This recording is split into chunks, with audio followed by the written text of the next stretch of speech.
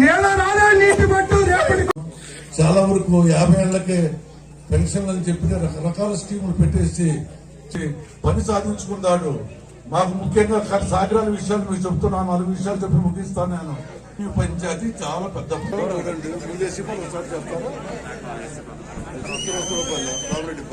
అట్లా వర్షగా ఏముంది అందరూ మారేవాళ్ళే కదా. గొల్లపల్లి శ్రీనివాసులు గారిని వేదిక మీదకి ఆహ్వానిస్తున్నాం.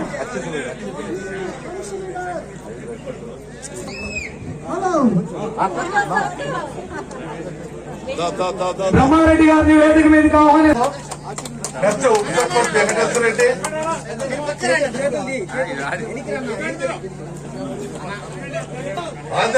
ఎక్కడున్నావు నువ్వు? ఇదిగో నీకు తాళి కట్టడం గ్యారెంటీ. నువ్వు ఎవరన్నా బయటికి రావాలి. అలాగే ఎస్సీ పాలెం నుంచి వచ్చినటువంటి అట్లాగే కొండ్రు విజయ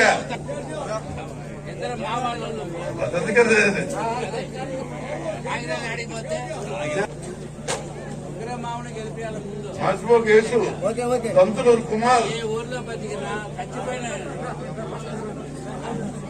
అన్నం చోటు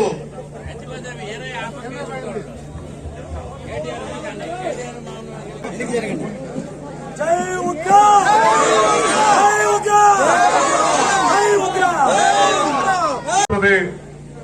10 సంవత్సరాల నుంచి మీరు చూశారు ఏ విధంగా ఇక్కడ ఎమ్మెల్యే గెలిచారు, రాష్ట్రంలో ప్రభుత్వం ఉంది.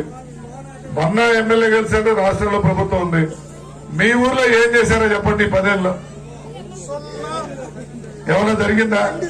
నా సమయంలోనే కొన్ని రోడ్లు వేసాం, తాగునీరు ఇచ్చాం, కనీసం కనిగిరిని అభివృద్ధి చేసాం. మీరు పండించే పొగాకు ఈరోజు వేలం కేంద్రాన్ని పొదిలిపోకుండా ఇక్కడే పండించుకుంటూ పండిన దాన్ని వేలం కేంద్రాలు అమ్ముకుంటూ మంచిగా ఆదాయాలు పొందుతూ ఉన్నారు. అంటే నేను ఎందుకు ఇంత మిమ్మల్ని ప్రాధాన్యపడుతున్నా అంటే, నాకు ఎమ్మెల్యే కావాలని అభివృద్ధి చేయాలని ఒక లక్ష్యంతో ఉన్నా నేను.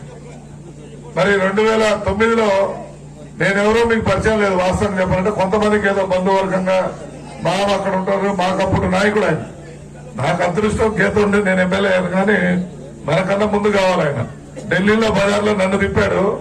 కాకపోతే అదృష్ట దేవత మనం వరించినప్పుడు ఎవరేం చేయలేక ఆ రోజు టికెట్ వచ్చినప్పుడు నన్ను గెలిపిస్తే ఆ రోజు 93 కులాలన్నీ ఒక సైడు, టికెట్ రాని వాళ్ళు కొంతమంది రకరకాల ఇబ్బంది ఉన్నా నన్ను ఇబ్బంది పెట్టకుండా మీరందరూ గెలిపించినందుకు ఈ ప్రాంతాన్ని అభివృద్ధి చేయాలని చెప్పి దాదాపు 1200 కోట్ల పైన కూడా ఈ నియోజకవర్గ అభివృద్ధి నిధులు తీసుకున్నట్టుంది.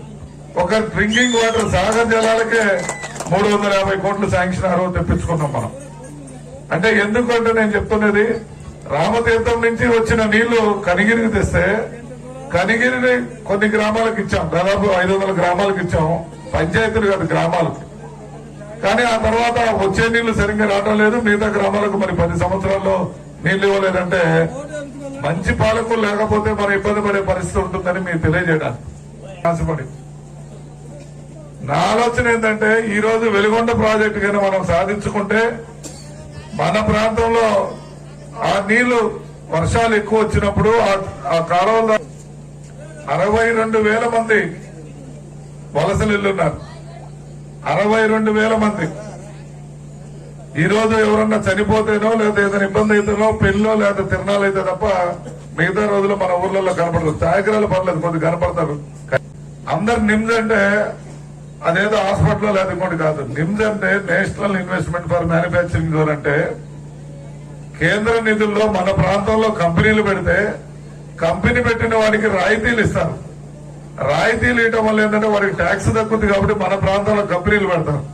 ఇది హిమాచల్ ప్రదేశ్లో కొండ ప్రాంతం. అక్కడ వెనుకబాటుతనాన్ని పోగొట్టాలని చెప్పేసి మందుల కంపెనీలు మొత్తం అక్కడ పెట్టించారు. దాదాపు 5 లక్షల ఉద్యోగాలు ఈ పాటికైనా కొంతన్నా కానీ కొన్ని కంపెనీలు వచ్చినా కూడా కనీసం. సాకిరాల గ్రామ పంచాయతీలో డాక్టర్ ఉగ్ర నరసింహారెడ్డి గారు తెలుగుదేశం పార్టీ అభ్యర్థిని సాకిరాల తీసుకొచ్చి సాకిరాల గ్రామ ప్రజలందరూ కూడా సాధారణ స్వాగతం చెబుతూ ఈ రోజుకు సాకిరాల గ్రామంలో ఎక్కువ శాతం అంటే 90% వైఎస్ఆర్ పార్టీ ఉంది. ఇవాళ అదే 90% టీడీపీ పార్టీగా మారిందని చెప్పడానికి ఏమాత్రం సంకోచించట్లేదని చెప్పని నేను చెప్తున్నాను.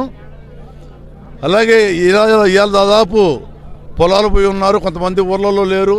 అందరికి కూడా నిన్న సాయంత్రం చెప్పాము, ఇవాళ సాగరాల ప్రోగ్రాం అని చెప్పాను.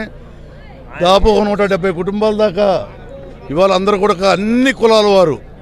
అన్ని కులాల వారు యాదవులు కావచ్చు, సాయిబులు కావచ్చు, రెడ్డి గారు కావచ్చు, దూదేకలోళ్ళు కావచ్చు, సాకలోళ్ళు కావచ్చు, మంగళోళ్ళు కావచ్చు, అన్ని కులాల వారు కూడా ఇవాళ కూడా సహకరించేసి ఎవరికి వాళ్ళు స్వచ్ఛందంగా ఉగ్రనరసింహారెడ్డిని పిలుచుకొని వాళ్ళే పూలు చల్లుకుంటూ, వాళ్ళే అన్నం పెట్టుకుంటూ, వాళ్ళే ఆశీర్వదిస్తూ చేసుకోవడం అనేది శుభపరిణామంగా. మరిన్ని వీడియోస్ కోసం ఛానల్ ని సబ్స్క్రైబ్ చేయండి, లేటెస్ట్ అప్డేట్స్ కోసం వాట్సాప్ ఛానల్ ని ఫాలో చేయండి అండ్ లింక్ డిస్క్రిప్షన్ లో ఉంది.